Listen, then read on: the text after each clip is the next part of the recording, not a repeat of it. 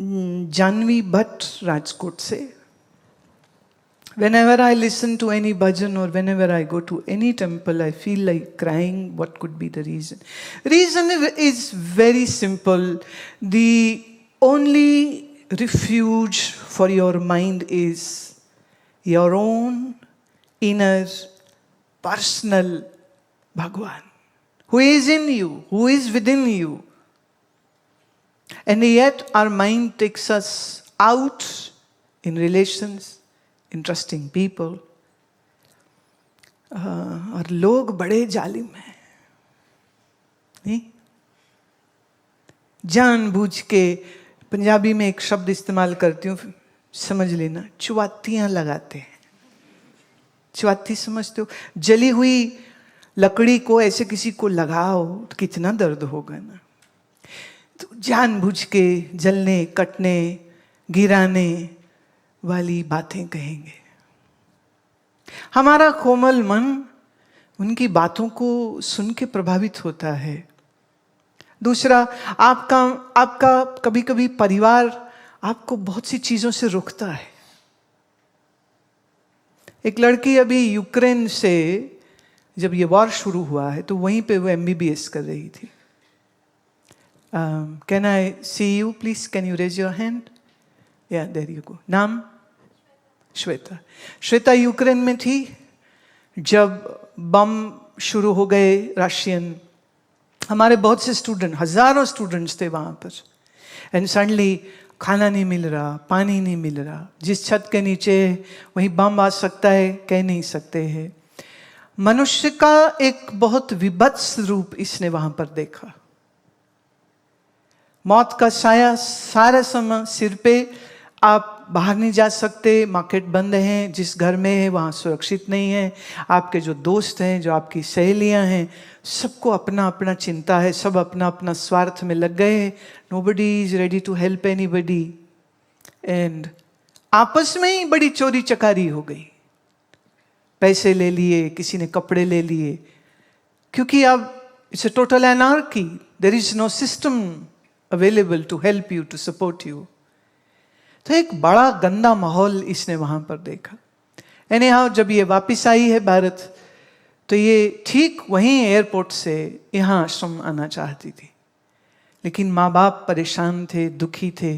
तो उन्होंने अपने बच्चे को सीने से लगाया और घर ले गए कि हम. उसमें उनका भी संतोष था, लेकिन इसके मन का संतोष उसमें नहीं था. जिस भय को उसने देखा है, जब आदमी जानवर हो जाता है तो जानवर से भी ज्यादा बुरा हो जाता है. और आदमी को हैवान बनते देख के आदमियत पे भरोसा नहीं रह जाता. This is the time when from theft to डकैती to rape anything can happen. And you can't go and report to anybody. So you're totally insecure. In a war zone area, it is a punishment to be, and I really hope and pray कि कभी किसी देश को वो युद्ध की स्थिति देखनी ना पड़े. और ये हमारे भारत का इतिहास है, हजारों सालों का. भारत ने कभी एग्रेशन नहीं किया है. भारत कभी किसी देश के ऊपर अपनी सेना लेके चला नहीं गया. हर बार भारत ने अपनी रक्षा सुरक्षा के लिए लड़ाई लड़ी है, लेकिन जानबूझ के किसी को परेशान नहीं किया. लेकिन सब लोग तो हमारे इस महान देश जैसे बुद्धिजीवी और समझदार तो हैं नहीं, लोग लड़ते हैं. अब उस समय पर इसको आवश्यकता थी मेरी यहाँ आने की, तब नहीं आ पाई, अब आ पाई. तो ये जो जख्म जमाना देता है, इस पे मरहम तो गुरु ही रख सकता है ना, और तो कोई नहीं रख सकता है. इसीलिए परमात्मा से एक हमारा अनकहा हमेशा जुड़ा हुआ रिश्ता है. ये बात बिल्कुल गप है कि अपना मन भगवान से जोड़ो. सच ये है, हमारा मन भगवान के बगैर तो सोच भी नहीं सकता. उसी की शक्ति है तभी तो मन सोचता है, विचारता है. इसीलिए जब आप भजन सुनते हैं, वो जो अंदर दिल से तिल की तार लगी हुई ना ईश्वर से, वो खींचती है. इसलिए आंसू आते हैं. इसलिए भजन सुनते हैं तो बहुत लोगों का, ये तुम्हारा अकेली का एक्सपीरियंस नहीं है जानवी, बहुत लोगों का ये एक्सपीरियंस है, रोना आता है. पर अगर आप ऐसे कहीं मंदिर गए और रोने लग जाओ तो हैं क्या हुआ इसको? और कई बार यहाँ भी आश्रम में जैसे एक भाव में है और वो रो रहे हैं, जो पहली बार आया है ना वो कहेगी ना रो ना रो ना रो, फिर उसको मना करना है, पागल औरत पीछे हटो, उसको रो लेने दो। क्योंकि रोने का एक जो आनंद है, जो सुख है, वो गुरु के द्वार पर है, ईश्वर के द्वार पर है। जब आप वहां जाते हैं, मन के अंदर के दबे हुए सब दुख जो है बिना कहे निकल जाते हैं, and that is very therapeutic. वो आपके मन को हल्का कर देगा। इसलिए जब कभी ऐसा रोना है, हाँ आपके आसपास लोग नहीं समझ पाएंगे, लेकिन कम से कम तुम समझो, ये रोना बड़ा प्यारा होता है।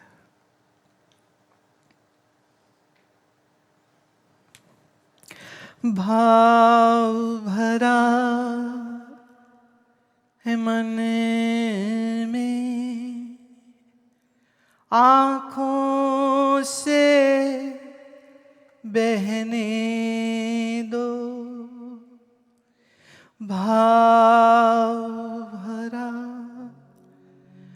मन में, आँखों से बहने दो, बोल न निकलेंगे लब से, बोल न निकलेंगे लब से, आहें प्यार की भरने दो, आहें प्यार की भरने दो, भाव भरा है मन में, आँखों से इसे बहने दो।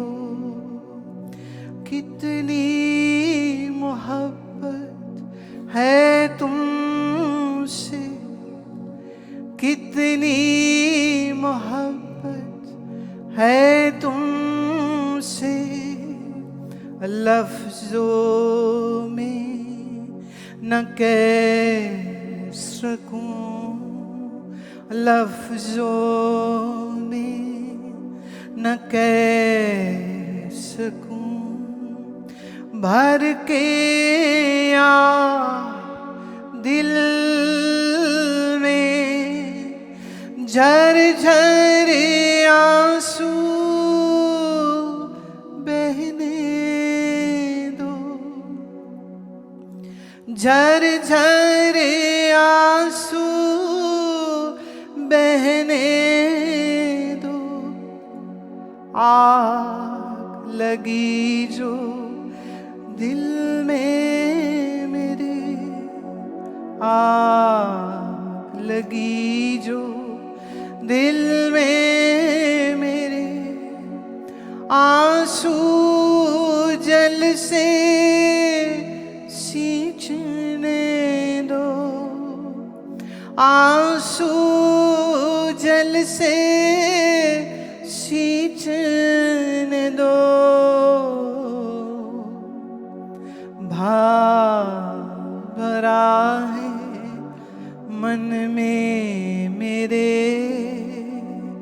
आँखों से इसे बहने दो, आँखों से इसे बहने दो।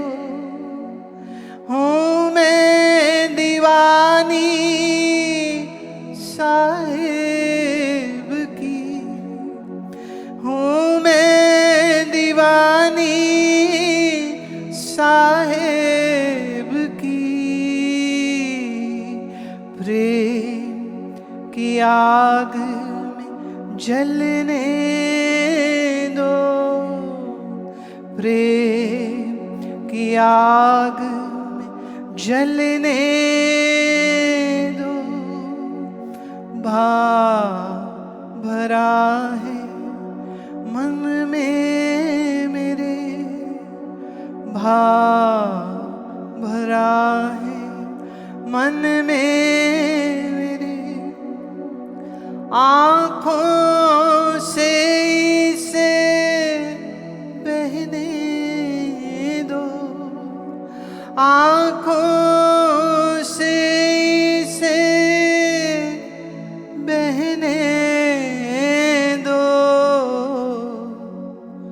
भाव भरा है मन में मेरे, भाव भरा है मन में मेरे।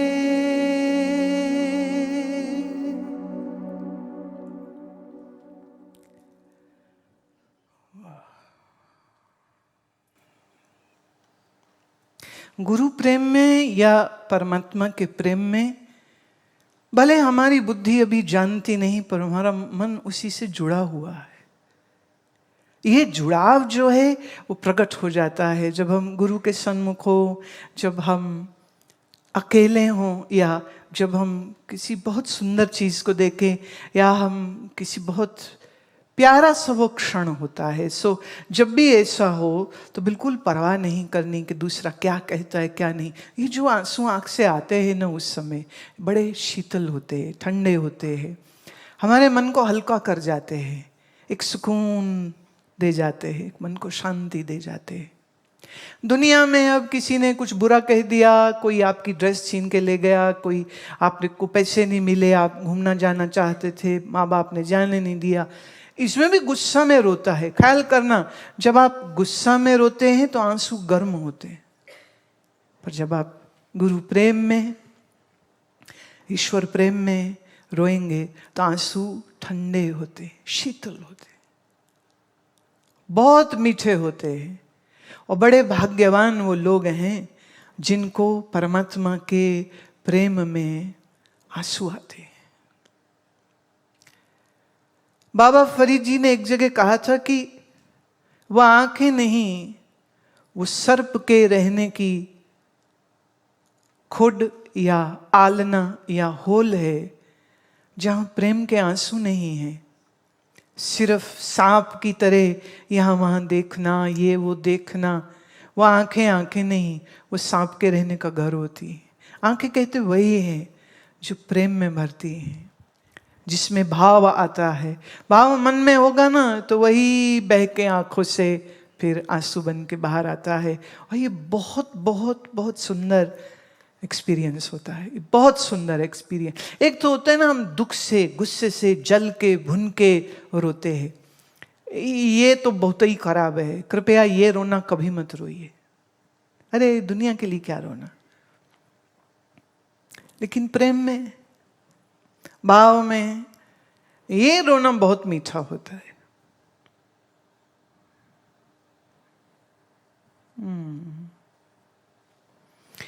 ईशा फ्रॉम लुधियाना लिखती हैं, भक्ति की राह पर चलने की कोई आस नहीं थी, खुद को जानने की अभी प्यास नहीं थी।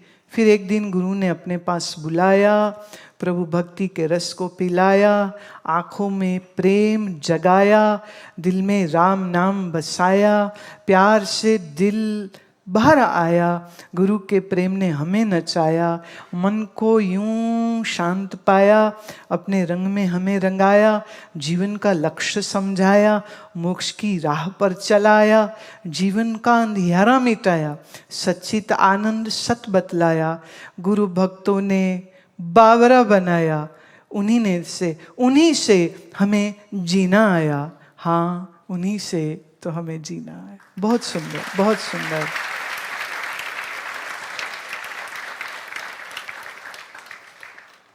ओहो, मलेर कोटला से माधव।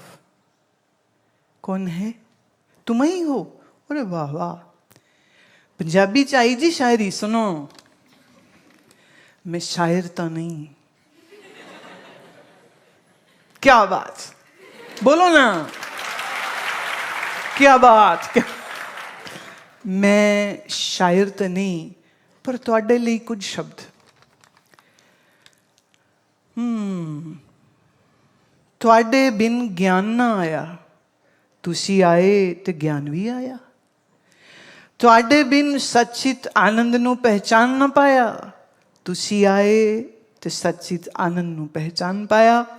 मेरे पापां दा तुसां एहसास करवाया, इस पापी नू तुसां ने पार लंघाया, ए मेरे सतगुरु तेरा किवें शुक्रगुजार करां, ए मेरे सतगुरु तेरा किवें शुक्रगुजार करां। सुंदर प्रश्न है, इसका सनातन धर्म क्या है और ओम की सही ध्वनि क्या है? आ ओ म या ओम।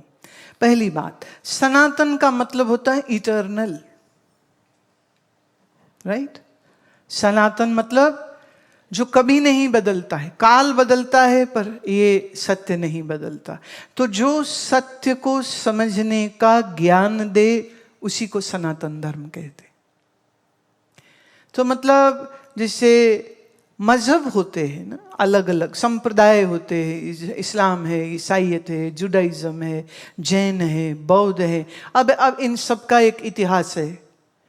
कोई 1400 साल पहले, कोई 2500 साल पहले शुरू हुए, है ना। अभी अभी 2000 में इन सब की हिस्ट्री सिमट जाती है।